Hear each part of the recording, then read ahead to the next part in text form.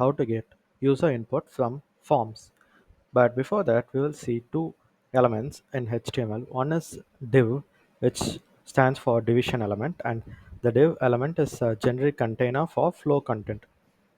It has no effect on the content or layout until styled. So it's basically a container inside which we put the content. Without CSS, it has no use, but with CSS, you can make the page look better. So the next element is the form element. So form is an essential component in HTML since they allow for user input. Be it a user registration or login or query or a contact form, whatever it is, form is one of the essential element. The user must be able to fill in the information inside a text box or any other input field and should be able to submit the information. HTML has few other components like the input component or input element, which has many types: buttons, checkbox, color, date and time, local, email, file, hidden, and so on. And the user should be able to submit the information. For this, we have buttons and has attributes like autofocus, autocomplete, disabled, form, and etc.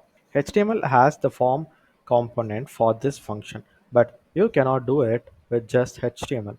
As we already know, HTML is just for the structure of the page, and we need JS, that is JavaScript, for its behavior.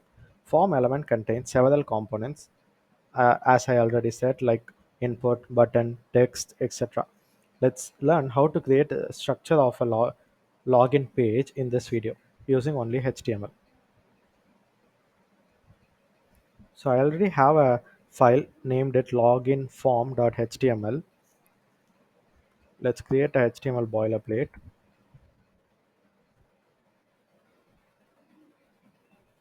Name it login form.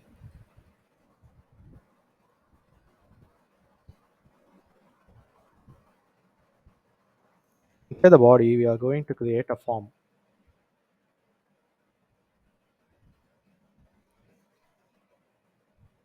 So we have two basic attributes: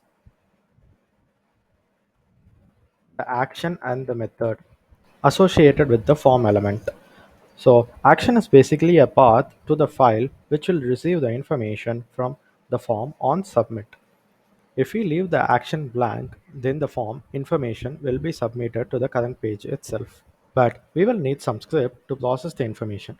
For now, let's just create a form structure. When we learn about JS, we will see how to write a script that will process the information.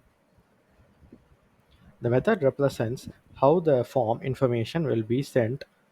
We have two options: get and post.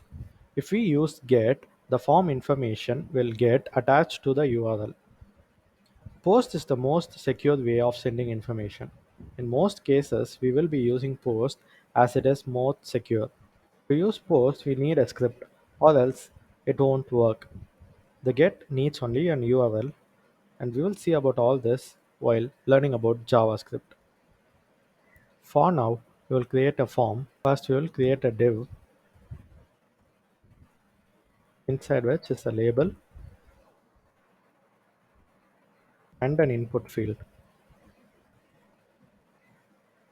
So by default, input type is text. We will name the label as email address, and we have a type called email. Put type as email. Now we have to add another attribute which is name. We will name this login email.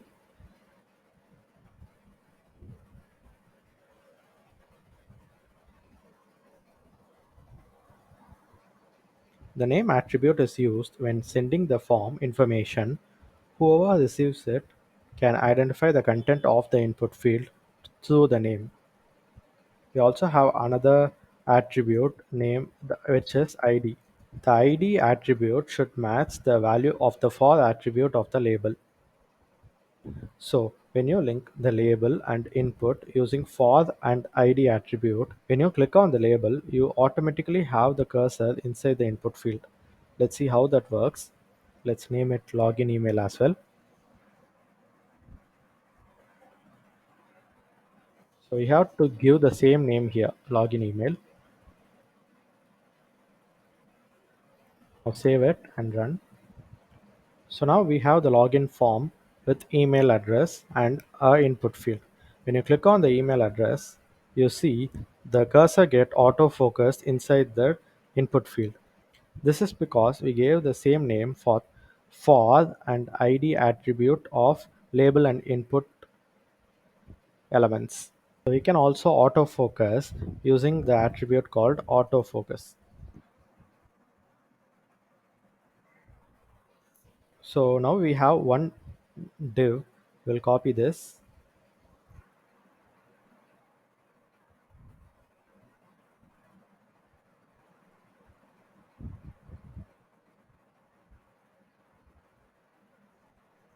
and name this as password.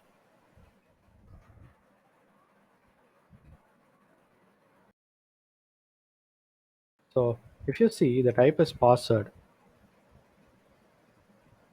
when you give the type as password, the user input will be masked and no one else would be able to shoulder surf the information. So now we have two fields, one for email and one for password. Then we will use the button element to create a button to submit the information.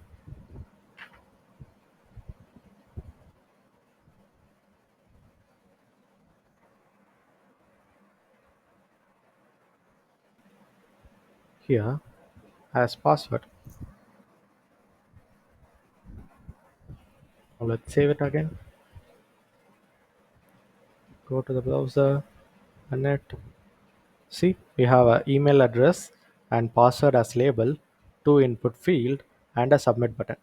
So let's give some test at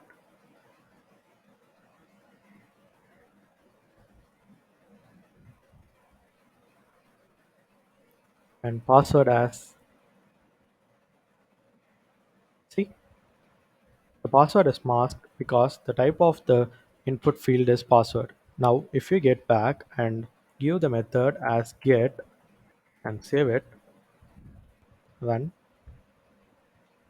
let's say test2 at dfe and password is test2.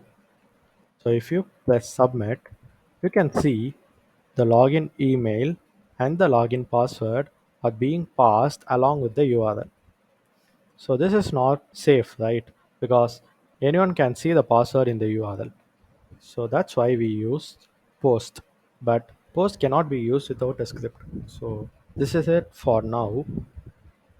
You go ahead and create your own form or the login page for your website.